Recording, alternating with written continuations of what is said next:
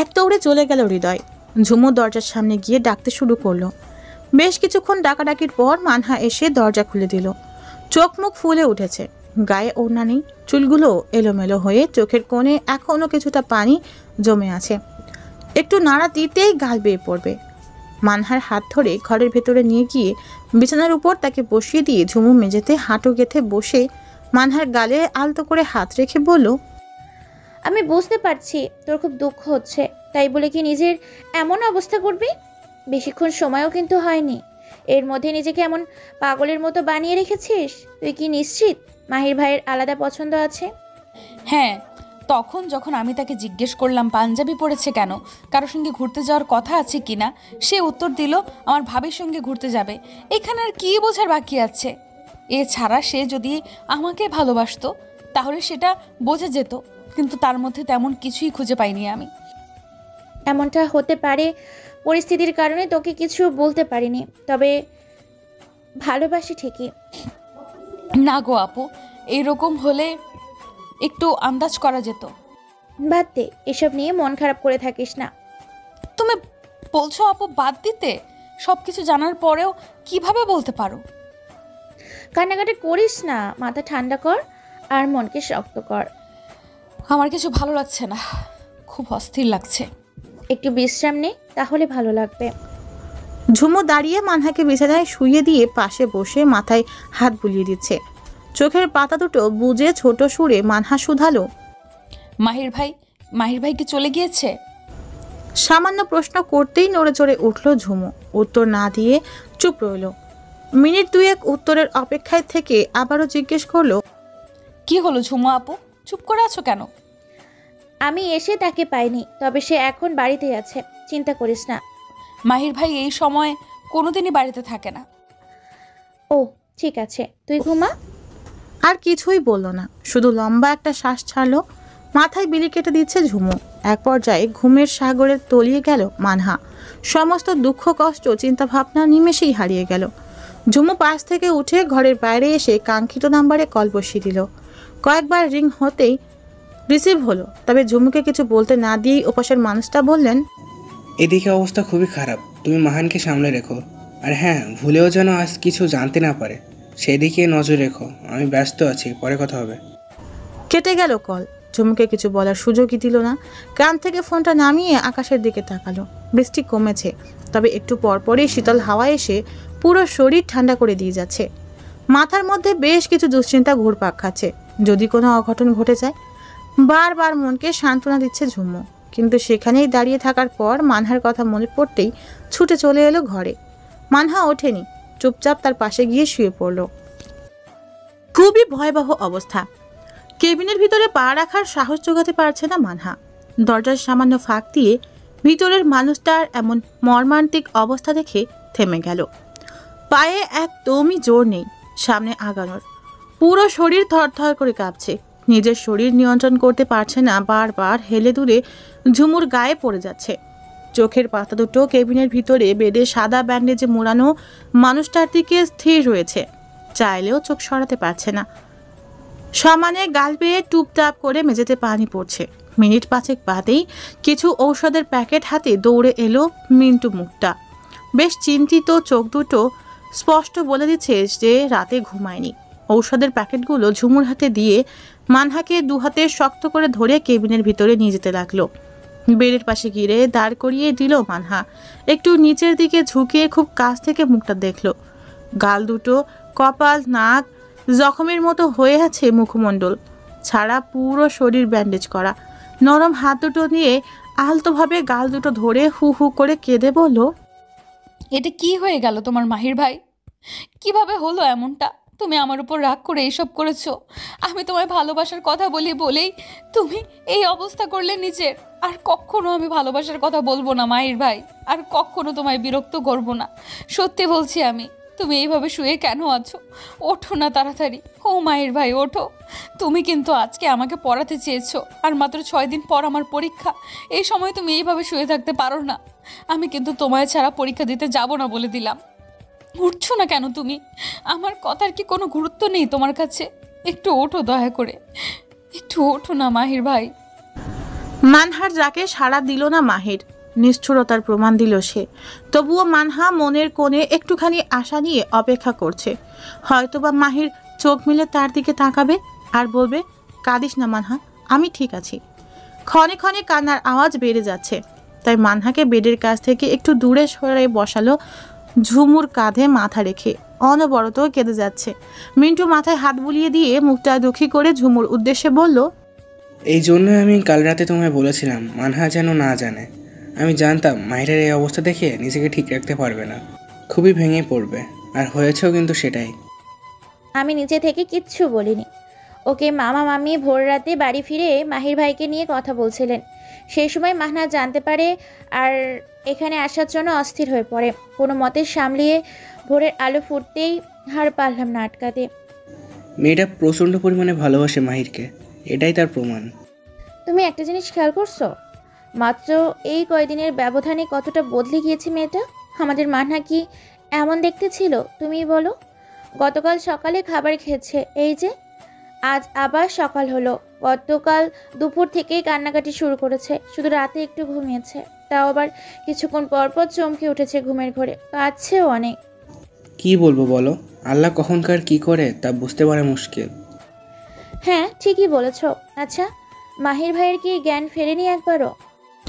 মিন্টু ইশারায় মানহাকে দেখিয়ে ঝুমুকে বোঝালো মানহার সামনে কিছু বলা যাবে না।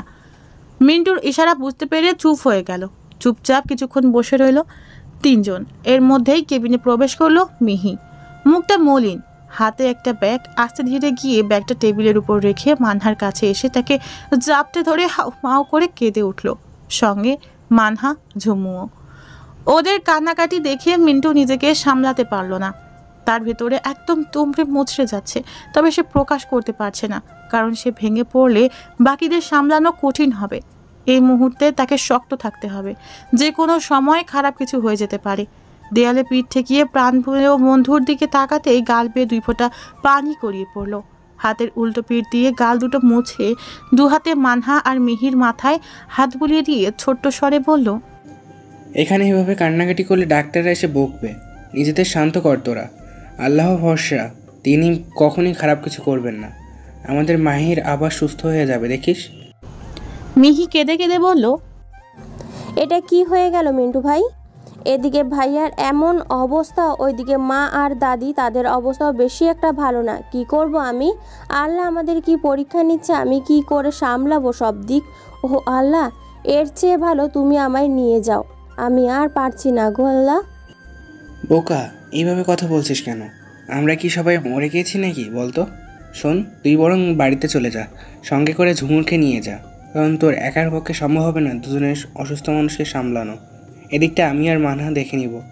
এছাড়া মেম্বার চাচা তো আছেই, তুই একদম ভাবিস না। ঝুমু, কি যাবি আমার সঙ্গে?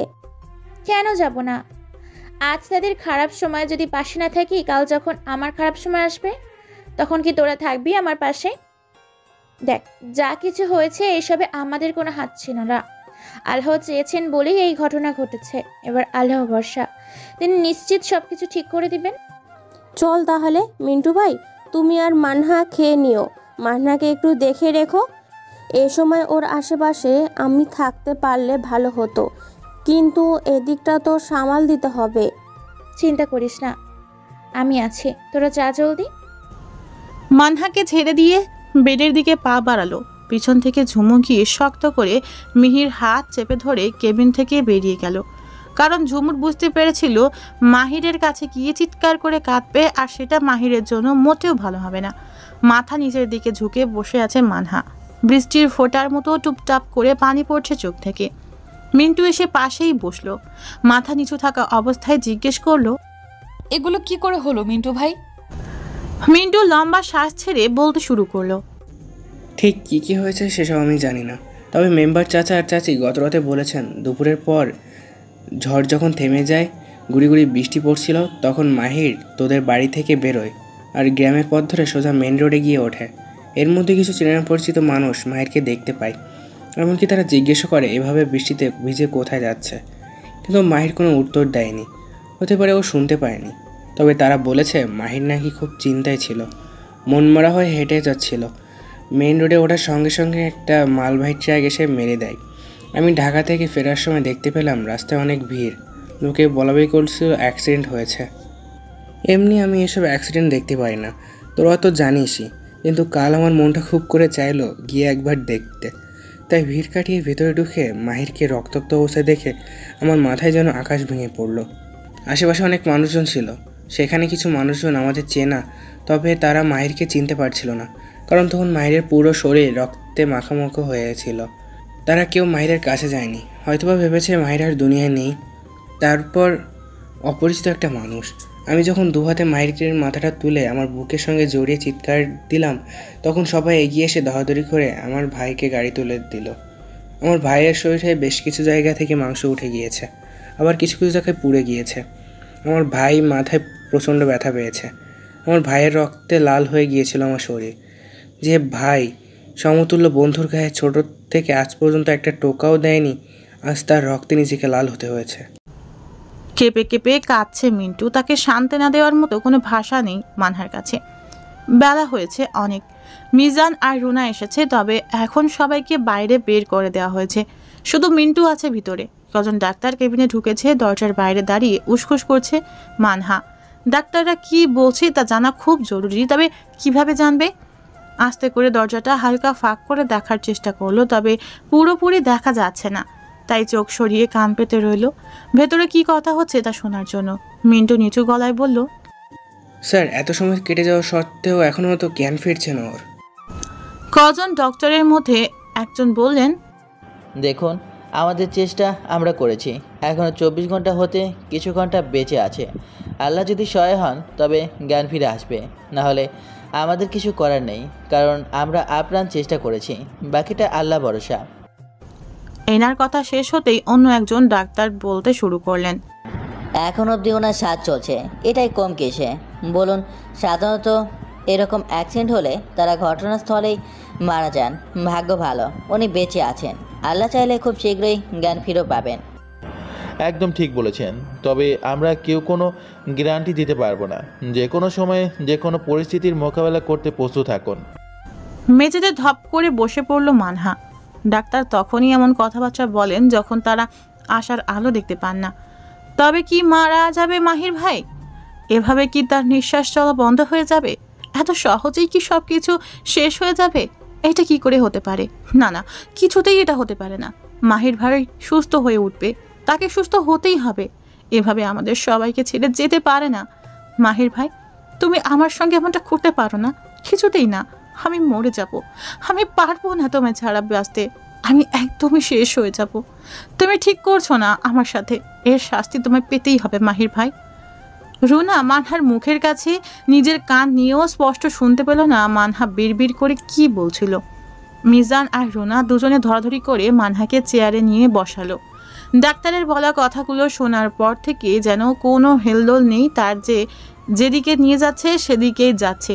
চোখে এক ফোঁটা পানি নেই, তবে চোখ মুখে দুঃখেরা ছেয়ে গিয়েছে। এখনো পর্যন্ত কিছু খায়নি, এমনকি একটা ফোঁটা পানিও না। আস্তে আস্তে শরীর ক্লান্ত হয়ে যাচ্ছে, শরীরের শক্তি সব ক্ষয় হয়ে যাচ্ছে। মায়ের কাঁধে মাথা রাখতেই চোখ দুটো বুজে এলো। রুনা বুঝতে পারলো মানহা অচেতন হয়ে পড়েছে। মিজানকে বলতেই সে তড়িঘড়ি করে উঠে পানি নিয়ে এসে মুখের উপর ছিটিয়ে দিল, তবে এতে কোনো কাজ হলো না। কেবিন থেকে ডক্টরগুলোকে বেরোতে দেখে মিজান ডাকলেন, স্যার দয়া করে একটু এদিকে আসুন। মিজানের ডাক শুনে একজন দাঁড়ালেন, বাকিরা সবাই চলে গেলেন। দুপা এগিয়ে গিয়ে বললেন, জি বলুন, কোনো সমস্যা? আমার মেয়ে অচেতন হয়ে পড়েছে, আপনি একটু দেখুন না। আপনারা কোন পেশেন্টের বাড়ির লোক? 205 নম্বর কেবিন। ওখানে তো দুটো বেড আছে, একটা পেশেন্ট অন্যটা ফাঁকা। আপনারা বরং এক কাজ করুন, যে সেই ফাঁকা বেডে ওনাকে নিয়ে শুয়ে দিন। আমি নার্সকে বলে যাচ্ছি, স্যালাইন দিতে হবে। আর হ্যাঁ, নিজেদের সন্তানদের ওপর একটু নজর রাখবেন। দেখে তো মনে হচ্ছে ঠিকমতো খাওয়া দাওয়া করেনি, বেশ চিন্তিত এবং মনে আঘাত পেয়েছে। এ বয়সে এমন অবস্থা হলে চলবে বলুন? আসলে মেয়েটা বড্ড বেশি ভালোবাসে তার ভাইকে, তাই সহজে মেনে নিতে পারছে না। বুঝলাম। আপনাদের যেটা বললাম সেটা করুন, আমি গিয়ে নার্সকে পাঠিয়ে দিয়েছি। দ্রুত পায়ে সেখান থেকে চলে গেলেন ডাক্তার। এদিকে দুজন মানহাকে ধরে কেবিনের ভিতরে নিয়ে গিয়ে মাহিরের পাশের বেডে শুইয়ে দিল। নার্স এসে সেলাইন লাগিয়ে দিয়ে সেও চলে গেলেন। মিজান, রুনা আর মিন্টু দুপাশে অচেতন দুজনকে নিয়ে বসে রইল। অপেক্ষা করতে লাগলো কখন তাদের চেতন হবে। দুপুর নাগাদ মানহার জ্ঞান ফিরলেও এখনো পর্যন্ত জ্ঞান ফেরেনি মাহিরের। দেয়ালে পিঠ ঠেকিয়ে বেডের উপর বসে আছে, তার চোখ দুটো মাহিরের উপর। এক দুই করে গুনছে। হঠাৎ করেই হালকা মাথা নড়ল। মাহির চট করে বেড থেকে নেমে চেঁচিয়ে বলল, মাহির ভাই মাথা নেড়েছে, তোমরা দেখো। সবাই দ্রুত মাহিরের কাছে যেতেই একটু একটু করে চোখ দুটো মিলে তাকাতেই চোখের সামনে মানহার শুকনো মুখটা দেখতে পেল। চোখ ঘুরিয়ে এক এক করে সবাইকে দেখলো। আল্লাহর দরবারে শুকরিয়া আদায় করবেন মিজান। কিছু বলার চেষ্টা করলো মাহির, তবে কয়েকবার মান উচ্চারণ করেই আর পারল না। শুকনো গলা ব্যর্থ হলো পুরো কথাটা শেষ করতে। মিন্টু দৌড়ে গিয়ে ডক্টরকে ডেকে নিয়ে এলো। তিনি চেক আপ করে জানালেন শরীরের অবস্থা ভালোর দিকে যাচ্ছে। শুনে অনেকটাই খুশি হলো সবাই। তবে মানহা মনে মনে এসবের জন্য নিজেকে দায়ী করছে। সে মনে করে আজ মাহির যেখানে এসেছে এটা শুধুমাত্র তার জন্যই, কেননা সে যদি তখন ওভাবে কথাগুলো না বলতো তাহলে মাহির রাগ করে বাড়ি থেকে এভাবে বেরোতো না। ফলে এমন একটা দুর্ঘটনার শিকারও হতে হতো না মাহিরকে। সবার থেকে একটা দূরত্ব বজায় রেখে দাঁড়ালো মানহা। মাহির সেটা খেয়াল করে চোখ দিয়ে ইশারা করে দেখাতেই মিজান বললেন, কি হলো মানহা, এখানে কেন তুই? এদিকে আয়, মাহির ডাকছি তো। এক পা দু পা করে আবারও এগিয়ে গেল। গলা দিয়ে আওয়াজ বেরোচ্ছে না, তাই ঠোঁট নাড়িয়ে কিছু বলার চেষ্টা করলো। বাকিটা কেউ না বুঝলেও মানহা বুঝতে পারলো। টেবিলের উপর রাখা পানির গ্লাসটা হাতে নিয়ে চা চামচ দিয়ে ঠিক ততটুকু পানি দিল যতটুকু পানিতে গলাটা ভিজবে। পানি খেয়ে ছোট্ট সুরে কিছু বলল বলে তা মানহার কান পর্যন্ত পৌঁছালো না। তাই সে মাহিরের দিকে ঝুঁকে বলল, আবার বলো, বুঝতে পারিনি। নিজের শরীরের একই হাল করেছিস। ও কিছু না। মানুষের জীবনে কঠিন থেকে কঠিন সময় আসে, তবে এভাবে ভেঙে পড়লে চলবে না। যে কোনো পরিস্থিতিতে শক্ত থাকতে হবে এবং নিজের যত্ন নিতে হবে। শুরু হলো উপদেশ দেওয়া। তাহলে মন থেকে দোয়া করো যাতে আজকের পর থেকে আর কখনো উপদেশ শুনতে না হয়। বাজে কথা কম বললে খুশি হব। তোর তো পরীক্ষা, তাহলে এখানে কি করিস? আমি ঠিক আছি, এবার তুই বাড়ি গিয়ে পড়তে বস যা। জীবনে পড়া ছাড়া আরও অনেক কিছু আছে। এই যে 2 বছর ধরে একই ক্লাসে পড়ছি, কোথায় পড়া তো হারিয়ে যায়নি। যদি এ বছরেও ফেল করি তাহলে আগামী বছরে আবার পরীক্ষা দিতে পারবো। কিন্তু আজ যদি কেউ একজন হারিয়ে যেত, তাকে আগামী বছরে কেন কোনো বছরেই খুঁজে পেতাম না। একদিনে দেখি খুব বুদ্ধি বেড়েছে, এবার তুই পাশ করবি আমি নিশ্চয়তা দিয়ে বলছি।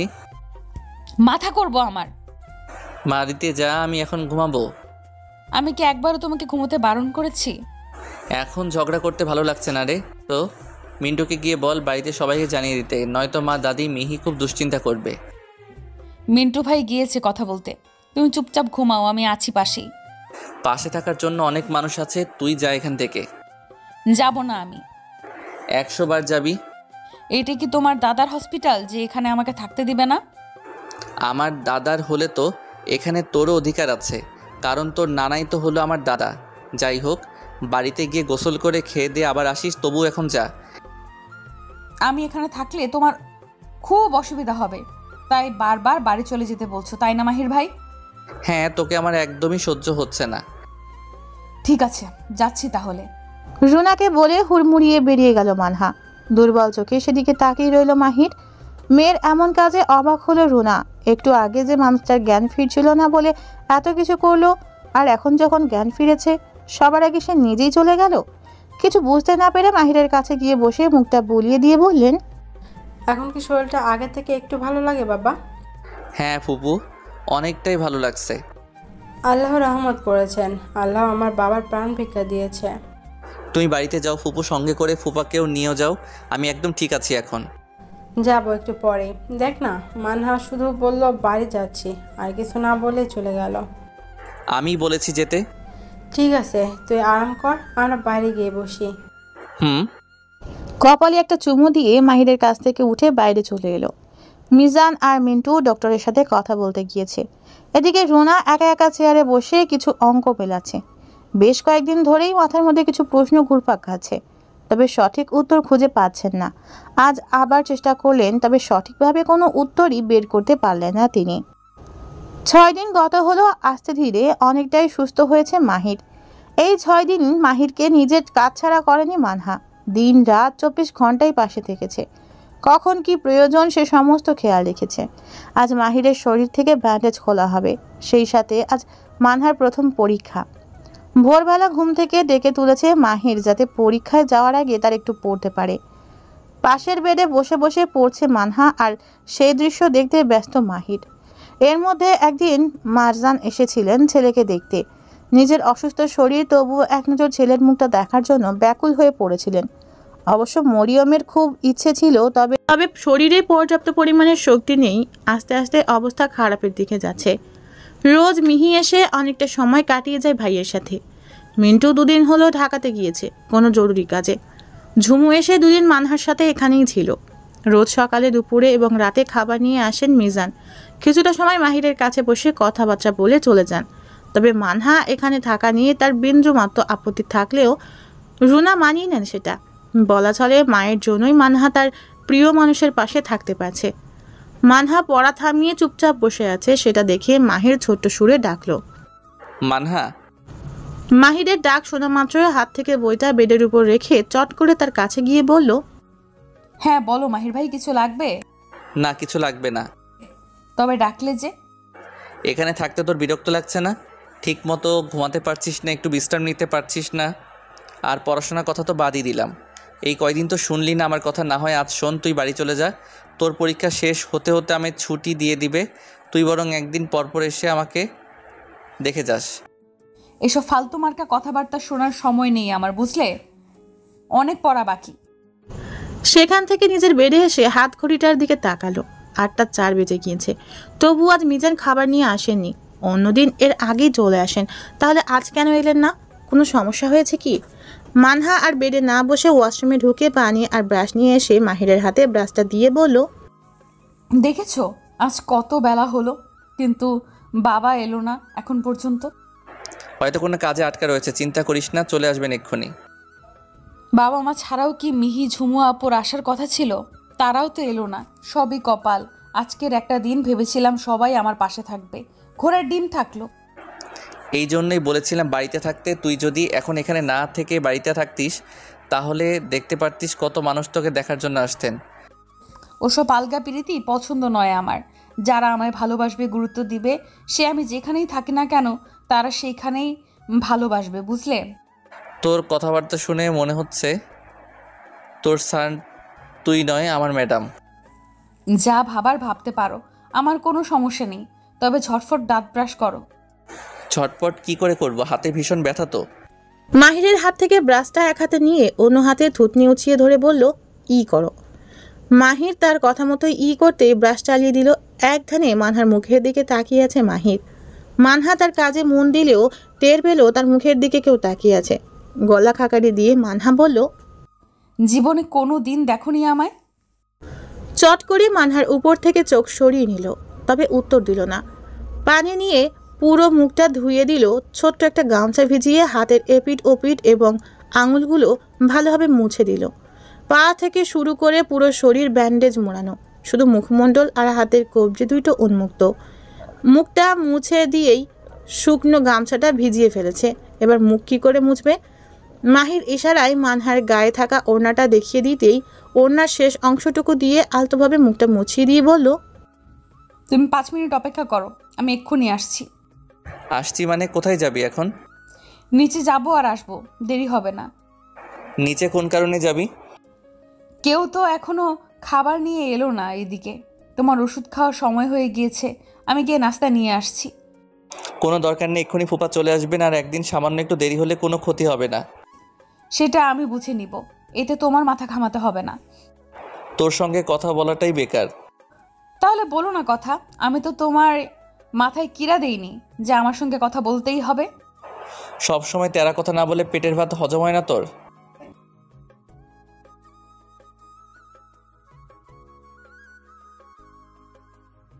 সকাল থেকে এক ফোঁটা পানি মুখে দেইনি, আর তুমি পড়ে আছো ভাত হজম নিয়ে। এভাবেই যাবি বাইরে? তো এখন আমি শাড়ি পরবো? সোজা কোনো কথাই নেই, মুখে বোরকা পড়ে যা। এই যাবো আর আসবো, বেশি দূর যাব না তো। যেটা বলেছি সেটা কর। আজকাল কোনো কথাই শুনছিস না অবশ্য। আগে থেকেই তুই কি এমন, কিন্তু মনে রাখিস আমি সুস্থ হলে এর শাস্তি পেতে হবে। তখন আমাকে খুঁজে পেলে তো? খুঁজে পাবো না কেন? বিয়ে শাদী করে শ্বশুরবাড়ি যাওয়ার চিন্তা ভাবনা করছিস নাকি? মুখটা গোমড়া করে নিল। মিনিট দুয়েক ব্রু কুচকে মাহিরের দিকে তাকিয়ে থেকে ব্যাগ থেকে বোরকা খুঁজে বের করে পরে নিয়ে বেরিয়ে গেল। মাহির চোখ বুজে রইল কিছুক্ষণ। নিচে এসে তাড়াহুড়ো করে খাবারগুলো নিয়ে সোজা উপরে চলে দরজা খোলার শব্দে চোখ জোড়া মেরে চাইল মাহির। মানহা নিজের হাত থেকে খাবারের প্যাকেটগুলো টেবিলের উপর রেখে চট করে বোরকাটা খুলে বেডের উপর রেখে ভালো করে হাত ধুয়ে এসে খাবার প্লেটে নিয়ে একটা টুল টেনে মাহিরের বেড ঘেঁষেই বসে খাইয়ে দিতে লাগলো। পলকহীনভাবে তাকিয়ে দেখছে মানহাকে। মেয়েটার উপরে যতটা বাচ্চামিতে ভরপুর, ভেতরে ঠিক ততটাই দায়িত্বশীল এবং যত্নশীল, যে কেউ খুব সহজেই ভালোবাসতে বাধ্য হবে। মানহা দেখার আগে চোখ সরিয়ে নিল মাহির। খাওয়া শেষ হতেই ওষুধগুলো খাইয়ে দিয়ে পাশের বেডে বই নিয়ে বসলো মানহা। খানিকক্ষণ পরে একজন ডক্টর এলেন। আজ একটু তাড়াতাড়ি এসেছেন বোধহয়। মানহা চটজলদি উঠে দাঁড়ালো। টেবিলের এক কোণ থেকে ফাইলটা হাতে নিয়ে তাতে কিছু ঔষধ আর কিছু প্রয়োজনীয় জিনিসপত্র লিখে মানহার হাতে ধরিয়ে দিয়ে বললেন, জরুরি এগুলো নিয়ে আসুন। মানহা প্রেসক্রিপশনটার দিকে তাকিয়ে ছোট্ট সুরে বলল, এক্ষুনি লাগবে? মানে আমি বলতে চাইছি যদি একটু সময় পাওয়া যেত, এই আধা ঘন্টার মতো। আপনি এগুলো নিয়ে এলেই আমি পেশেন্টের ব্যান্ডেজ করব। আমার হাতে অত সময় নেই। 10 থেকে 15 মিনিট আমি অপেক্ষা করব। আপনি এর মধ্যেই নিয়ে আসার চেষ্টা করুন। জি স্যার।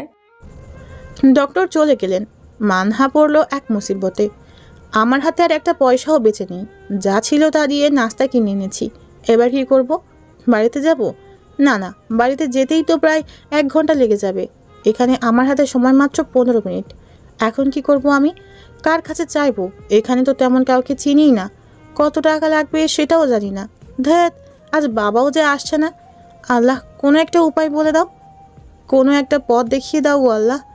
মাহিরের ডাকে ভাবনা থেকে বেরিয়ে এলো মানহা। প্রশ্নসূচক চোখে ইশারা করতেই মানহা বলল, কিছু না, আমি যাচ্ছি মাহির ভাই, তুমি একটু সাবধানে থেকো কেমন? এদিকে আয় দেখি প্রেসক্রিপশনটা। দেখতে হবে না, আমার দেরি হয়ে যাচ্ছে। এরকম করলে ভালো লাগে না মানহা। সুরসুর করে গিয়ে প্রেসক্রিপশনটা মাহিরের চোখের সামনে মেলে ধরতেই শুরু থেকে শেষ পর্যন্ত পড়ে ছোট্ট সুরে বলল, এসবের প্রয়োজন নেই। ডাক্তার এলে তার সঙ্গে কথা বলবো আমি, তুই বরং তোর কাজ কর। কিন্তু কেন মাহির ভাই? ডাক্তার কি বললেন শুনতে পাওনি? এগুলো আনলেই তারপর ব্যান্ডেজ খোলা হবে, না হলে নয়। সে কাল দেখা যাবে। আমার কাছে টাকা আছে মাহির ভাই। থাকুক, চুপচাপ বস গিয়ে। সব সময় তো বেশি বোঝার দরকার নেই। এখানে দাঁড়ালেই একটার পর একটা কথা বলে যাবে মাহির। ওদিকে সময়ও দৌড়ে পালাচ্ছে। কোনো কথা না বলে চুপচাপ কেবিন থেকে বেরিয়ে গেল। অবশ্য পিছন থেকে মাহির কয়েকবার ডেকেছে, তবে পাত্তা দেয়নি মানহা। ওষুধ কিনতে ফার্মেসিতে না গিয়ে সোজা জুয়েলারি দোকানে ঢুকে গেল। মানহাকে দেখে সেখানকার একজন ভদ্রলোক জিজ্ঞেস করলেন, কোনটা দেখাবো মা? মানহা এক নজরে আশপাশটা দেখে নিচু গলায় বলল, আসলে আঙ্কেল, আমি কিছু নিতে আসিনি। তবে কিসের জন্য এসেছো মা? আমি একজোড়া দুল বিক্রি করতে চাই। আপনি কি দুল জোড়া নিয়ে আমায় সাহায্য করবেন? এটাকে তো সাহায্য বলে না মা। তুমি আমাদের কিছু দিবে, তার বিনিময়ে আমরা তোমাকে কিছু দেব।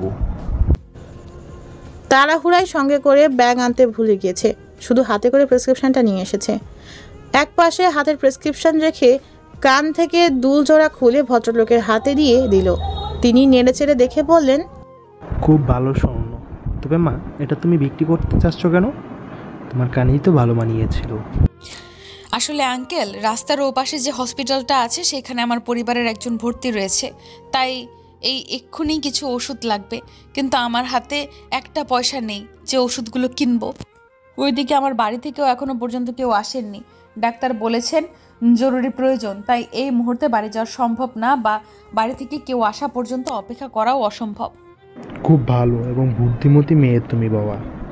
জানি না হসপিটালের বেডে কে শুয়ে আছে, তবে যেই থাকুক না কেন খুবই ভালো কপাল, কারণ তোমার মতো একজন মানুষ আছে তার পাশে, যে কিনা তার বিপদে শখের জিনিসগুলো বিক্রি করে দিল। তুমি আমার মেয়ের বয়সী, তাই আমার উচিত ছিল তোমার সাহায্য করার, কিন্তু কি করবো মা, আমি তো এখানে সামান্য কর্মচারী। তবে চেষ্টা করব কানের দুল জোড়া এভাবে রাখতে। এর মধ্যে যদি তুমি টাকা নিয়ে আসতে পারো তাহলে দুল আবার তোমার কানে উঠবে। তেমন কিছু হয়তো হবে না আঙ্কেল, আপনি বরং বিক্রি করেই দিয়েন। লোকটি দুল মেপে 30,000 টাকা মানহার হাতে দিয়ে বললেন, নেও মা, তোমাকে একটু ঠকাইনি। অসংখ্য ধন্যবাদ আঙ্কেল। লোকটি মুচকি হাসলো। তার কথা মতো কিছু টাকা আলাদা করে রেখে তাকে সালাম দিয়ে বেরিয়ে গেল।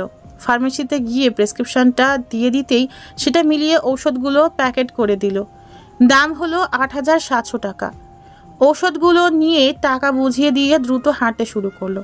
কাউন্টারে এসে দেখতে পেল ডক্টর এখনও বসে আছেন। শুধু বসে আছেন বললে ভুল হবে, কারণ তিনি কিছু লেখালেখি করছেন। মানহা দুপা এগিয়ে গিয়ে বলল, স্যার এনেছি সব কিছু।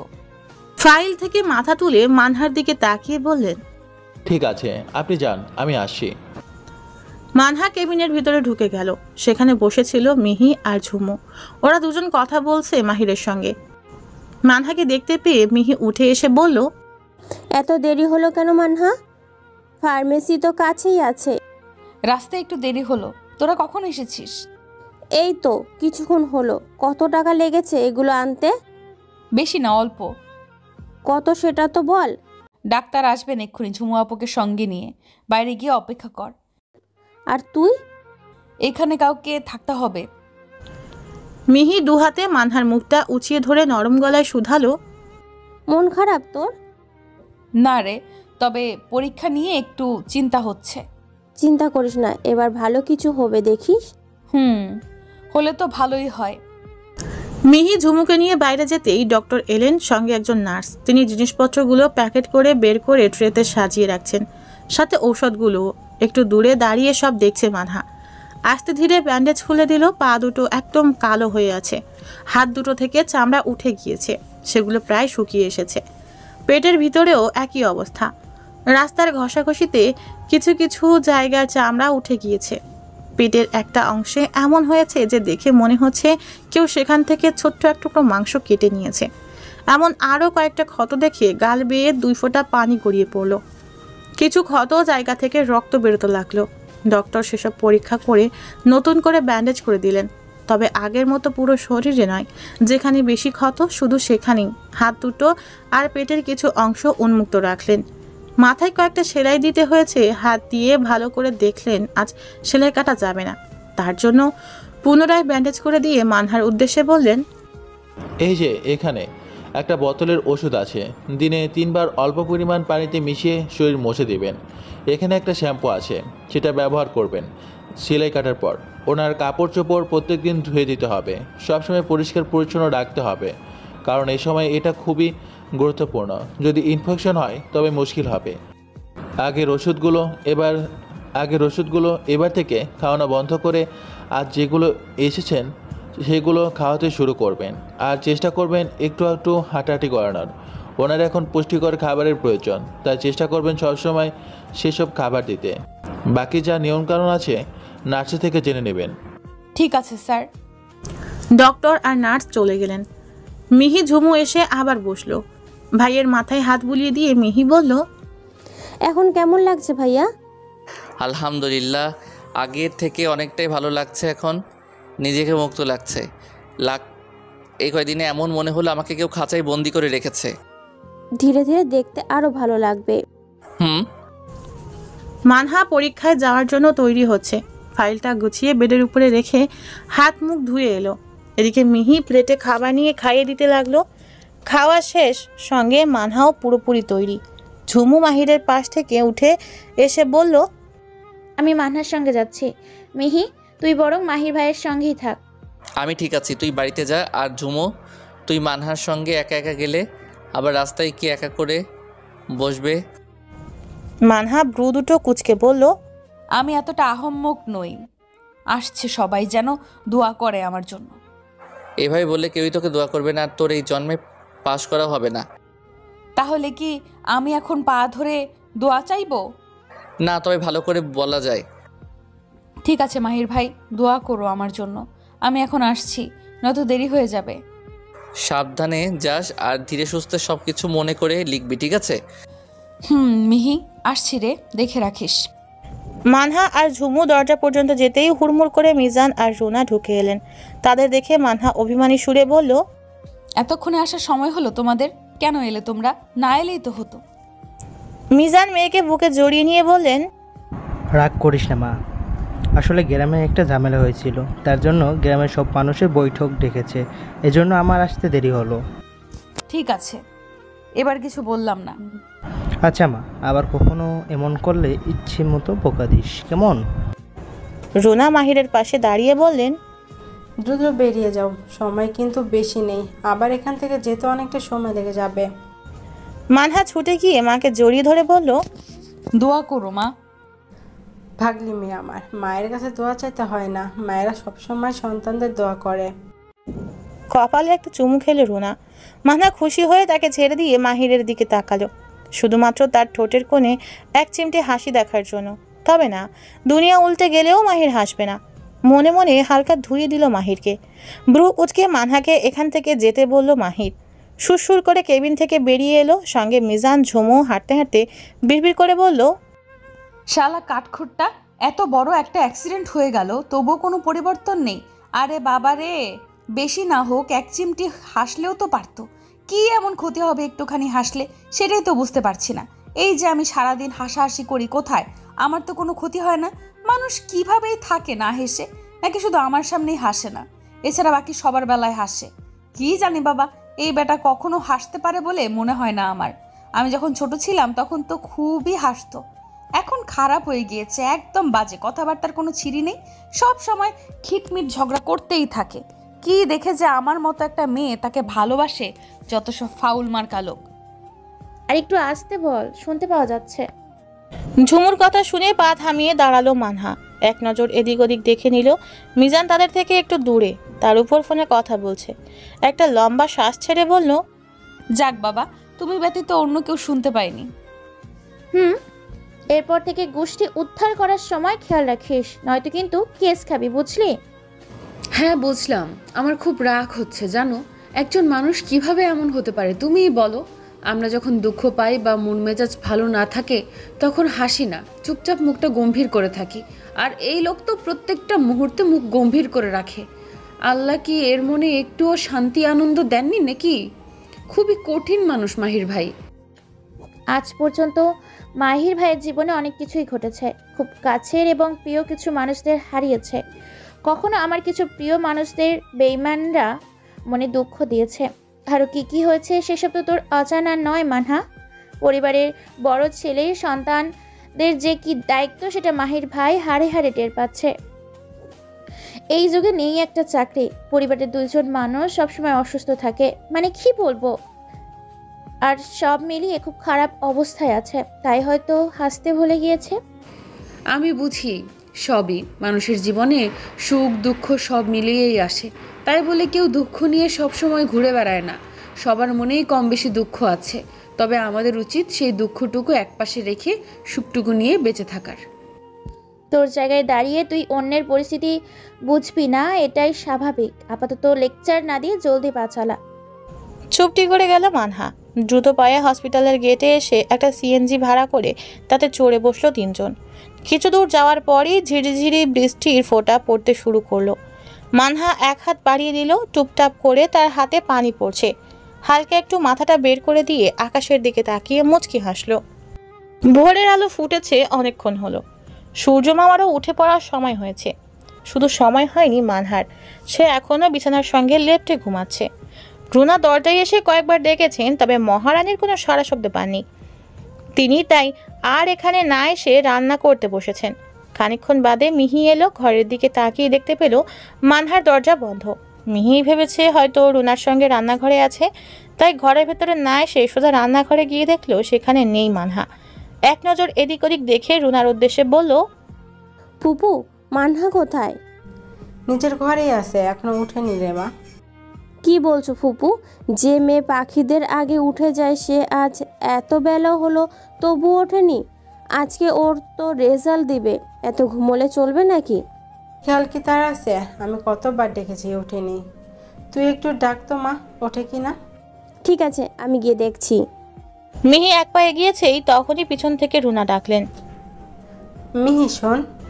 পুনরায় রুনার দিকে এগিয়ে এসে বসলো। হ্যাঁ বলো ফুপু। মা, ভাবি তাদের শরীর ভালো আছে? আলহামদুলিল্লাহ ভালো আছি। আর মাহির কেমন আছে?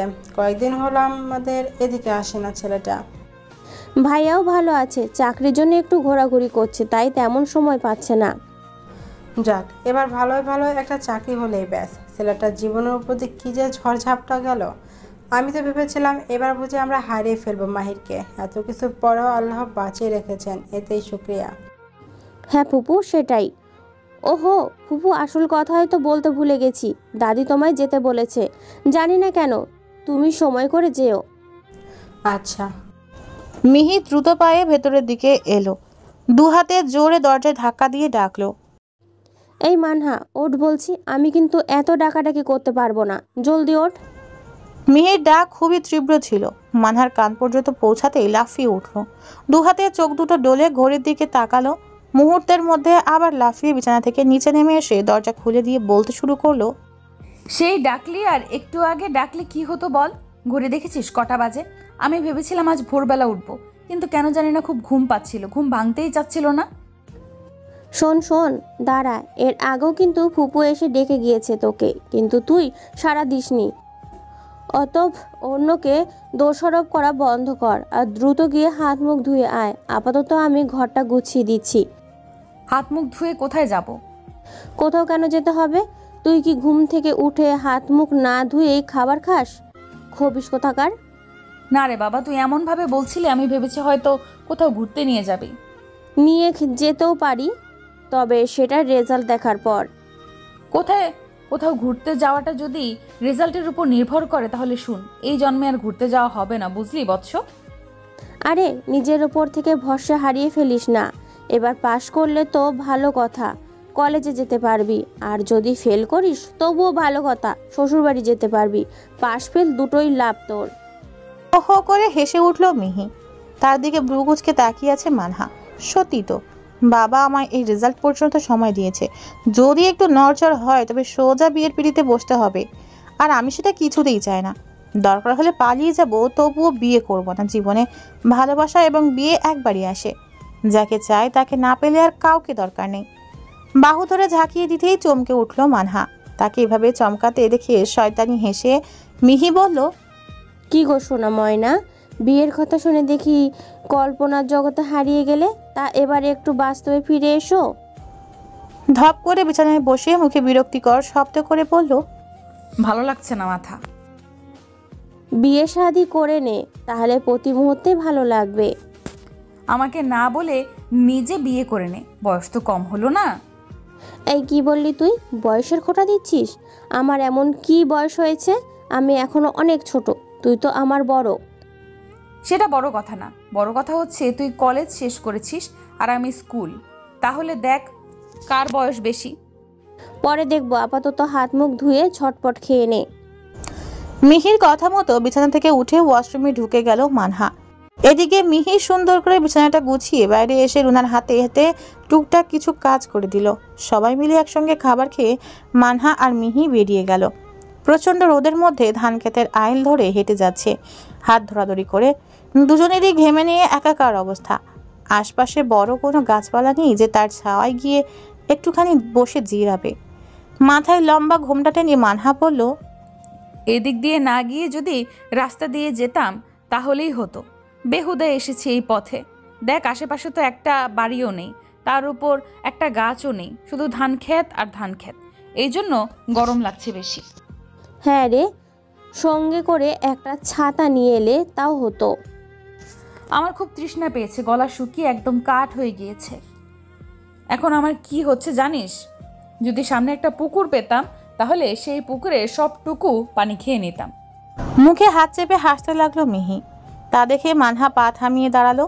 মিহির হাতটা ছেড়ে দিয়ে দু হাতে কোমর দিয়ে হালকা রেগে বলল, মজা নিচ্ছিস তুই?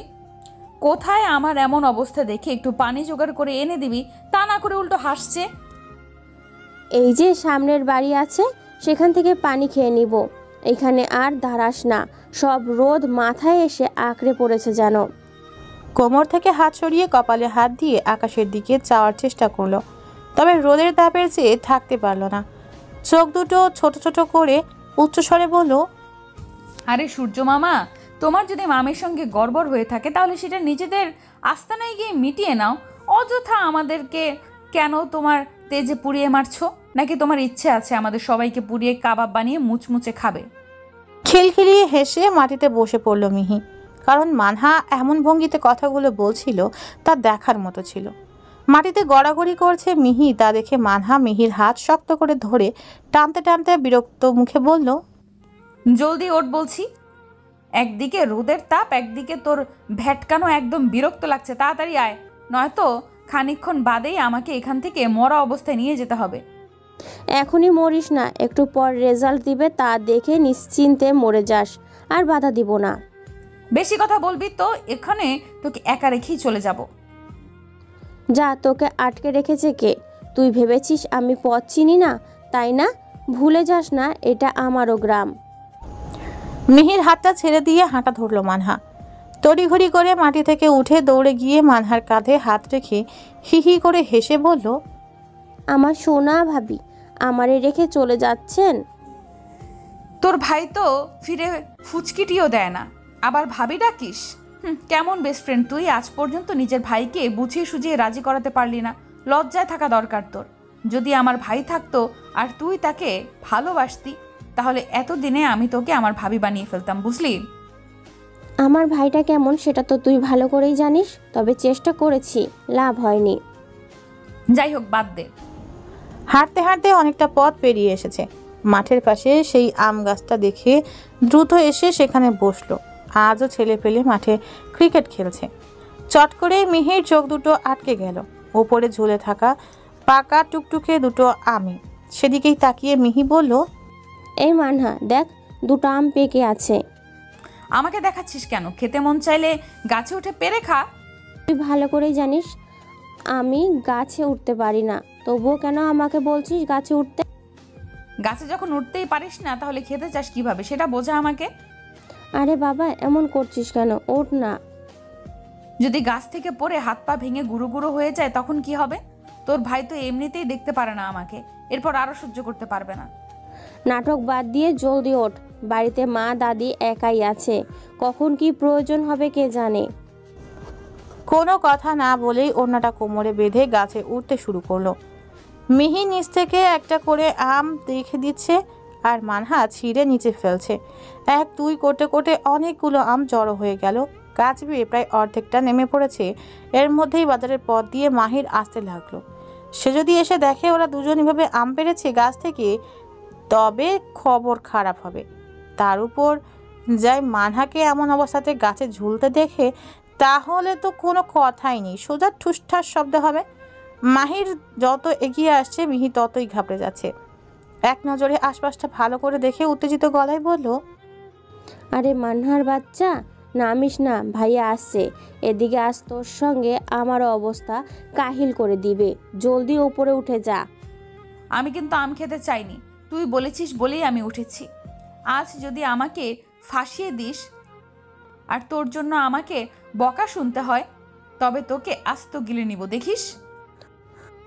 ও, আজ এত সাধু সাজতে হবে না, তুই প্রায় এই গাছে উঠে আম খাস, সব খবর আছে আমার কাছে, বুঝলি?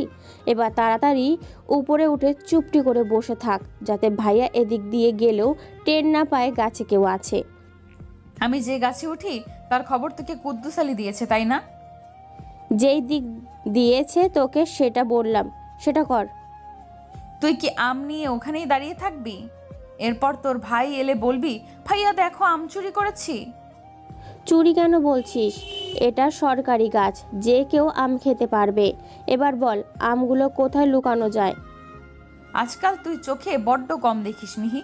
তোর পেছনে ছোট ছোট গাছগুলো আছে, তার ভেতরে লুকিয়ে রাখতেও তো পারিস। চটজলদি আমগুলো লুকিয়ে রেখে গাছের আড়ালে গিয়ে দাঁড়ালো মিহি। ওদিকে গাছের ডালে পা দুটো ঝুলিয়ে বসে আম খাচ্ছে মানহা। তা দেখে ছোট গলায় দাঁতে দাঁত চেপে মিহি বলল, এই যে পা দুটো ঝুলিয়ে বসে আরামসে আম গিলছিস, দেখিস ভাইয়া এসে আগে তোর পা টেনে ধরে নামাবে গাছ থেকে। মিহির কথা শুনে চটজলদি পা দুটো উপরে তুলে নিল। মিহির গাছতলায় এসে দাঁড়ালো। এদিক ওদিক দেখে একটু জোরে সরেই বলল, মিহি, আমি কিন্তু দেখেছি তোকে, আর আমি এটাও জানি তুই এখানে আছিস, তাই বেশি নাটক না করে বেরিয়ে আয়। চুপচাপ গাছের আড়াল থেকে বেরিয়ে এলো মিহি। ওদিকে মানহা মনে মনে হাজারটা গালি দিচ্ছে মিহিকে। মিহি কাছে আসতেই মাহির ধমকে গলায় বলল, মানহা কোথায়? মানহাকে কোথায় পাবো আবার? একদম চালাকি করার চেষ্টা করবি না, কারণ আমি জানি এরকম বুদ্ধি মানহার মাথা ছাড়া অন্য কারো মাথা থেকে বেরোবে না। জলদি ডাক সেই ফাজিলটাকে। নিজের নামে এমন মন্দ কথা শুনে গাছের ডালে ঝুলে তিরিং বিরিং করে বলল, আমি কিন্তু এখানেই আছি মিহির ভাই, সব কথা শুনছি। যা বলা সাবধানে বলো, নয়তো এখানে কাঁচা আম ছিঁড়ে সোজা তোমার মাথায় ফেলবো। শিগগির নেমে আয়, না হলে কিন্তু খুব খারাপ হবে। তুমি বাড়িতে যাও, আমরা আসছি। সবসময় ফাইজলামও ভালো লাগে না। তোরা কিন্তু এখনও ছোট বাচ্চা না যে দুনিয়ার হাবভাব কিছু বুঝিস না। এইভাবে পথে ঘাটে গাছের ডগায় ঝুলে থাকলে কি মানুষ খুব ভালো বলবে? এই যে এই পথ দিয়ে কত মানুষ চলাচল করে, তারা দেখলে কি বলবে? কোনো ধারণা আছে তোদের? এই নিয়ে তোদের তো কোনো চিন্তা ভাবনা নেই। বদনাম হলে হবে বাবা মায়ের, তোদের তো কিছু যায় আসে না। সুর করে নেমে এলো মানহা। তার দিকে রাগী দৃষ্টিতে তাকিয়ে বলল, জায়গার জিনিস জায়গাতেই মানায়। কথাটুকু শেষ করেই চলে গেল মাহির। এদিকে মানহা কিছু বুঝতে না পেরে এদিক ওদিক খুঁজে বেড়াচ্ছে মাহির কিসের কথা বলে গেল। কিছু বুঝতে না পেরে মিহির উদ্দেশ্যে বলল। মিহি মুখে কিছু না বলে ইশারায় মানহার কোমর দেখিয়ে দিতেই তড়িঘড়ি করে ওড়নাটা খুলে গায়ে জড়িয়ে নিল। মিহি আমগুলো বের করে নিয়ে হাঁটতে শুরু করলো। মাহির এসেই আগে গোসল সেরে নিয়ে ঘরের দিকে যাচ্ছে। উঠানেই মুখোমুখি হলো মানহার সঙ্গে। মাহিরের উন্মুক্ত বুকটার দিকে তাকিয়ে আছে। ক্ষতগুলো সেরে উঠলেও ক্ষতর জায়গাগুলো আগের মতোই আছে। পুরো শরীরে কালো দাগ। সেই দাগগুলো মানহাকে মনে করিয়ে দিল 2 মাস আগে ঘটে যাওয়া দুর্ঘটনার দিনটার কথা। সেই হসপিটাল, সেই কেবিন, সেই বেডের উপর ব্যান্ডেজ মোড়ানো মানুষটার। এরপর আস্তে ধীরে সুস্থ হয়ে ওঠা, নিজের কাঁধে ভর করে একটু আধটু করে হাঁটা, রাতের পর রাত জাগা, সারাদিন তার খেয়াল রাখা, সেবা যত্ন করা, সবই চোখের সামনে ভেসে উঠল। খারাপ দিনগুলো কেটে গিয়ে ভালো দিন এসেছে। মাহির পুরোপুরিভাবেই সুস্থ হয়ে উঠেছে। তবে মিশে যায়নি তার শরীরের ক্ষতের দাগগুলো। নিজের অজান্তেই গাল বেয়ে এক ফোঁটা পানি গড়িয়ে পড়ল। মাহির দেখার আগেই হাতের উল্টো পিঠ দিয়ে মুছে নিল মানহা। মাহির অন্যদিকে হয়ে বলল, তুই এখানেই দাঁড়া, আমি ভেতর থেকে আসছি। হয়তো এতক্ষণে রেজাল্ট বেরিয়ে গিয়েছে। ঘরের ভিতর থেকে কয়েকটা চেয়ার এনে উঠানে রাখলো। মারজানকে ধরে নিয়ে এসে বসালেন একটা চেয়ারে।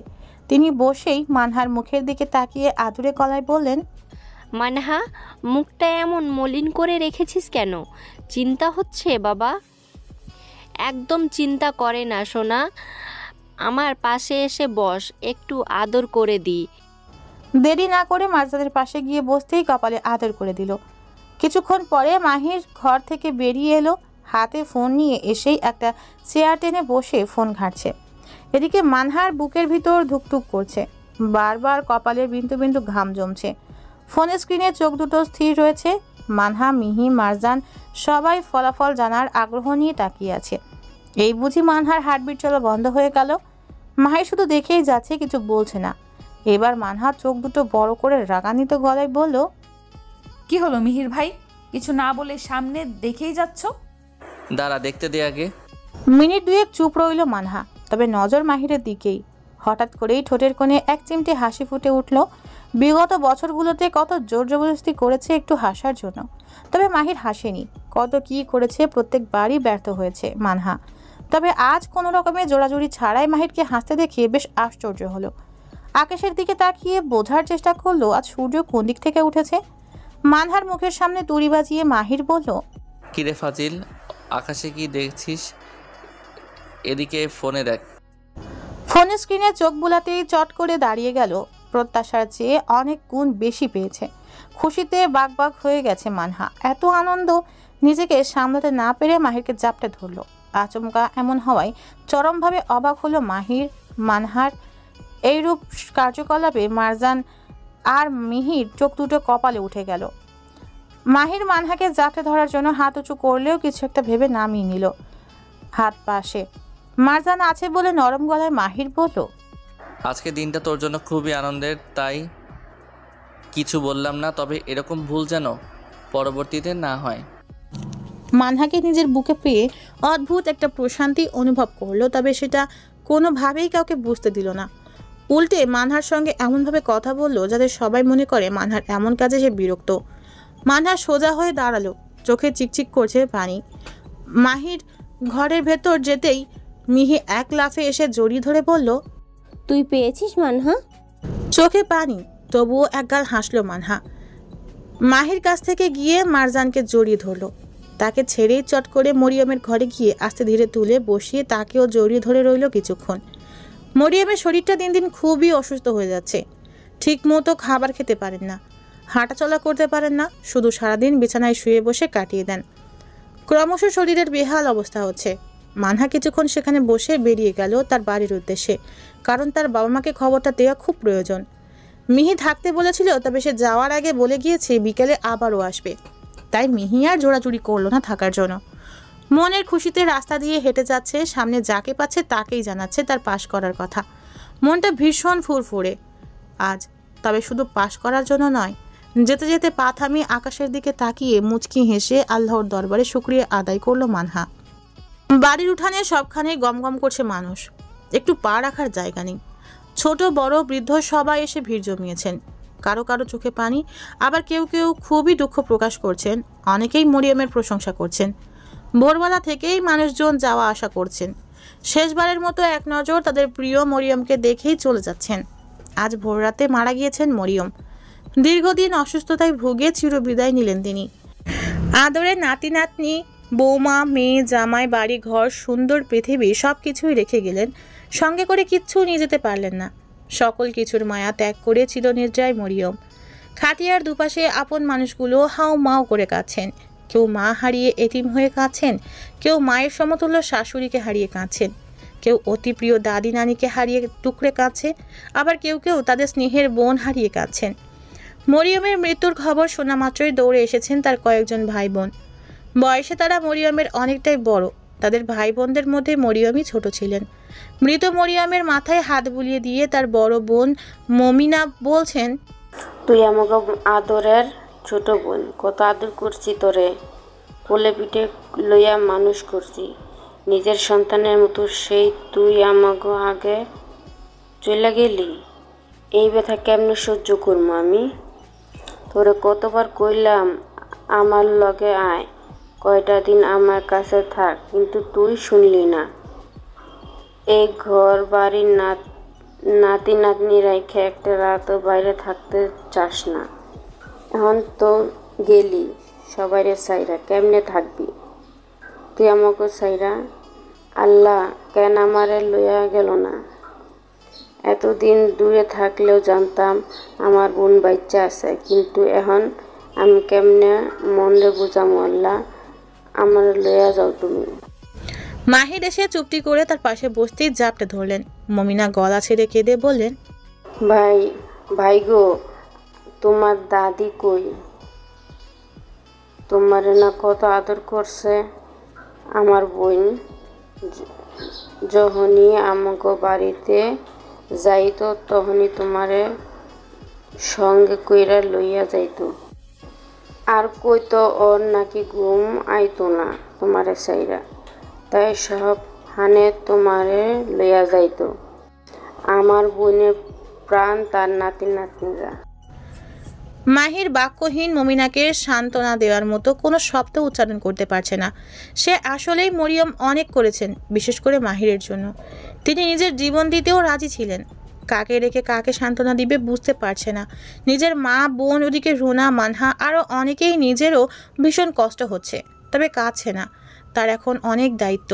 কোনো মতে সবাইকে বুঝিয়ে সেখান থেকে চলে গেল মাহির। তবে কিছু মুহূর্ত তারা শান্ত থাকলেও পুনরায় কাঁদতে শুরু করলেন। বাঁশ কাটা, কবর খোঁড়া, মৃত ব্যক্তির গোসল, সকল কার্যক্রম শেষ। এবার সময় হয়েছে তাকে তার আসল ঠিকানায় সযত্নে রেখে আসার। মানহার মুখটা জ্বালা পোড়া করছে, তাই সে মুখটা ধুতে কলপাড়ে গেল, তবে গায়ে জোর নেই। শক্ত টিউবওয়েলের মুখ থেকে পানি বের করতে সক্ষম হচ্ছে না। হাত দুটোয় মাটি লেগেছে। হাত ধুতে কলপাড়ে এলো মাহির। এসে এমন অবস্থা দেখে ছোট্ট সুরে বলল, ওদিকে যা, আমি পানি দিচ্ছি। মাহিরকে এক নজর দেখে সরে এলো মানহা। চট করে নিজের হাত দুটো ধুয়ে মানহার মুখ ধুতে পানি দিয়ে জিজ্ঞেস করলো, চোখ মুখ তো লাল হয়ে গিয়েছে, মুখে কি কিছু পড়েছে নাকি? অতিরিক্ত কান্নাকাটির ফলে গলা বসে গিয়েছে। জোরে কথা বললেও ভিতর থেকে তেমন আওয়াজ আসছে না, আর কথাগুলোও কেমন যেন থেকে থেকে আসছে। মানহা গলা খাকারি দিয়ে বলল, কিছু তো যায়নি মিহির ভাই, জানি না হঠাৎ করেই খুব জ্বলছে। দেখেছিস গলাটার কি দশা হয়েছে? আমি তোদের বোঝাতেই পারছি না। হ্যাঁ আমি মানছি দাদির জন্য সবার দুঃখ হচ্ছে, আমারও হচ্ছে, কিন্তু কাঁদা যাবে না। কারণ এই যে আমরা যদি এখন কেঁদে সাগর বানিয়ে দেই, তাতে না দাদির কোনো লাভ হবে, না আমাদের কারো কোনো লাভ হবে। অতএব কান্নাকাটি না করে যদি দাদির লাশের পাশে বসে কোরআন তেলাওয়াত করিস, তার জন্য আল্লাহর দরবারে হাত দুটো তুলে মন থেকে দোয়া করিস, তাহলে কিছুটা হলেও উপকার হবে দাদির। আশা করি বোঝাতে পেরেছি। বুঝতে পেরেছি, আমি ওদের গিয়ে বলছি। দেখ চেষ্টা করে বোঝাতে পারিস কিনা। দাদিকে নিয়ে যাওয়ার সময় হয়ে গিয়েছে, আর কিছুক্ষণ বাদেই তাকে নিয়ে যেতে হবে। এত তাড়াতাড়ি?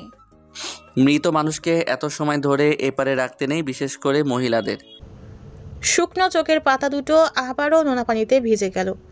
টুপটাপ ফোঁটা পড়ছে। মাহির এগিয়ে গিয়ে মানহাকে বুকে টেনে নিল। মাহিরের শার্টে খামচা ধরে হু হু করে কেঁদে উঠল মানহা। আদুরে হাতে মাথায় হাত বুলিয়ে দিয়ে বলল, কাঁদিস না মানহা, কার হায়াত কোন পর্যন্ত তা একমাত্র আল্লাহ ছাড়া কেউই বলতে পারবেন না। দেখ না, আজ দাদি গেল, কাল আমি যাব, পরশু তুই যাবি। পার্থক্য শুধু এতটুকু, কেউ একদিন আগে যাবে আর কেউ একদিন পরে, তবে মৃত্যু নিশ্চিত। এই এত এত মিথ্যের মধ্যে মৃত্যুটাই সত্য, এর চেয়ে আর কোনো সত্য নেই। আমরা হলাম ব্যাটারি চালিত গাড়ির মতো, যতক্ষণ ব্যাটারিতে চার্জ থাকবে ততক্ষণ আমরা চলবো, চার্জ শেষ তো আমাদের চলাচল শেষ। আমি কিছু করতে পারিনি, নানির জন্য এই আক্ষেপটা আজীবন রয়ে যাবে মিহির ভাই। কি করতে পারিসনি? যথেষ্ট করেছিস তুই, সেটা শুধু আমি নই, সবাই জানে। তাই বলছি এসব ভাবিস না, যা গিয়ে তাদের সামলা, আমার ওদিকে কাজ আছে। মানহার মাথা নিজের বুক থেকে তুলে দিয়ে চলে গেল। সবাই অজু করে ধীরে সুস্থে বাড়ির উঠানে প্রবেশ করছে। মহিলারা ঘরের ভিতরে গিয়ে বসলো। জানাজা অনুষ্ঠিত হওয়ার পর খাটিয়া কাঁধে তুলে নিল মুসল্লিরা।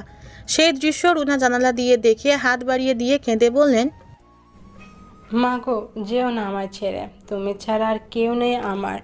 মা গো, তুমি ছাড়া কেউ বোঝে না আমার মনের চাপা কথাগুলো। ও মা গো, তুমি অসুস্থ হয়ে ঘরের এক কোণায় গুটিসুটি হয়েছিলে, তবুও 2 দিন পর পর এসে তোমার মুখটা দেখতে পেয়েছি। কিন্তু এবার থেকে কীভাবে তোমার মুখটা দেখবো মা? তুমি জানো না গো, আমার মনে যতই অশান্তি থাকুক, যখনই তোমার মুখটা দেখি তখনও কলিজাটা ঠান্ডা হয়ে যায়। তুমি আমার মুখ থেকে চিরদিনের জন্য মা ডাকটা মুছে দিয়ে গেলে। মা, ও মা, যেও না তুমি আমার কাছে, এসো না মা, তুমি এভাবে যেতে পারো না। ঘরে থাকা প্রত্যেকটা মানুষ কেঁদে উঠল রুনার এমন কথা শুনে। চোখের আড়াল হলো মরিয়ম। এখন আর দেখা যাচ্ছে না খাটিয়া। বিছানার উপর বসে আছে রুনা, তার পাশেই দাঁড়িয়ে আছে মানহা। মাকে এভাবে কাঁদতে দেখে নিজের বুকের সঙ্গে জড়িয়ে নিল। মাটি দেওয়া শেষ হতেই মুসল্লিরা নিজ নিজ বাড়িতে চলে গেলেন। শুধু থেকে গেলেন মাহিরদের আত্মীয় স্বজনেরা। দুপুর ঘনিয়ে এলো, সকাল থেকে কারো কিচ্ছু খাওয়া হয়নি। তাই মাহির সবার জন্য হালকা পাতলা কিছু খাবারের ব্যবস্থা করলো। একটু কিছু খেয়ে দিয়ে মমিনার সঙ্গে তার ভাইয়েরা মরিয়মের কবরটা দেখে চলে গেলেন। জরুরি প্রয়োজনে মিজানকে পাশের গ্রামে যেতে হবে, তাই সে আর দেরি না করে বেরিয়ে গেল ঘর থেকে। তবে উঠানে এসে থেমে গেল। একটা কোনায় দাঁড়িয়ে থেকে মরিয়মের ঘরের দিকে টলটলে চোখে তাকিয়ে আছে। মাহির মুখটা দেখে মনে হচ্ছে কোনো কিছুর জন্য নিজেকে দোষী সাব্যস্ত করছে। 1 পা 2 পা করে এগিয়ে গিয়ে মাহিরের কাঁধের উপর হাত বুলিয়ে বললেন, দেখো বাবা, আল্লাহর ইচ্ছে আমাদের ভালো, এখানে কারো কিছু করার নেই, চিন্তা ভাবনা করো না বাবা। আর ভাইজান চলে যাওয়ার পর থেকে তুমি এই সংসারে হাল ধরেছো। যে বয়সটা তোমার স্বাধীনভাবে চলার কথা ছিল, নিজেকে ছোটোখাটো শখগুলো পূরণ করার কথা ছিল, সেই বয়সটা তোমার পরিবারের চিন্তা করে কাটিয়েছো, নিজের শখগুলো মাটি দিয়েছো, অন্যদের ইচ্ছে পূরণে ব্যস্ত হয়ে পড়েছো, জান প্রাণ দিয়ে কেটেছো, তার জন্য এমনকি এখনও খাটে যাচ্ছ। তাই বলি কি বাবা, কখনো কিছু নিজের জন্য দোষারোপ করো না। আশা করি বুঝতে পেরেছি আমি। বুঝতে পেরেছি ফুপা, মিজান চলে গেলেন। মাহির ঘরে এসে বিছানায় বসে দীর্ঘশ্বাস ছাড়ল। বিকাল নাগাদ বাড়িতে এসে নিজের সমস্ত জামাকাপড় এবং প্রয়োজনীয় জিনিসপত্র সব লাগেজে গুছিয়ে নিল মানহা। ফটো অ্যালবাম থেকে মাহিরের একটা সুন্দর ফটো নিয়ে সযত্নে রেখে দিল, কারণ এরপর থেকে রোজ রোজ আর মাহিরকে দেখা হবে না, কথা হবে না, মাহিরের মুখে মুখে তর্ক করা হবে না। বিছানার উপর বসে চোখ দুটো বন্ধ করে ভালো কিছু মুহূর্ত কল্পনা করলো। ছোটবেলায় একদিন মানহা আর মিহি দুজনে মিলে ঘুমন্ত মাহিরকে মেয়েদের মতো সাজিয়ে দিয়েছিল। মাহির ঘুম থেকে উঠে সেই কি রাগ, দুজনকে ধরার জন্য পুরো এলাকা দৌড়েছে, তবে ধরতে পায়নি, কারণ সে সময় মাহির খুবই স্বাস্থ্যবান একজন ছেলে ছিল, চাইলেও জোরে দৌড়াতে পারতো না। সেই দিনটা স্মরণীয় হয়ে আসছে মানহার মনে। তবে এরকম অনেক ঘটনাই আছে, যেমন ছোটবেলায় একদিন মজা করে মাহিরকে ভালোবাসার কথা বলেছিল, সঙ্গে সঙ্গে ঠাস করে একটা বসিয়ে দিয়েছিল। যদিও এটা একটা দুঃখজনক ব্যাপার, তবে এর মধ্যে অন্যরকম ভালো লাগা কাজ করে তার। এই যে 1.5 মাস আগে যখন মানহার পরীক্ষার রেজাল্ট দিল, সেই রেজাল্ট দেখে হঠাৎ করে এক চিমটি হাসলো। এসবই অন্যরকম এক অনুভূতি, অন্যরকম এক ভালো লাগা।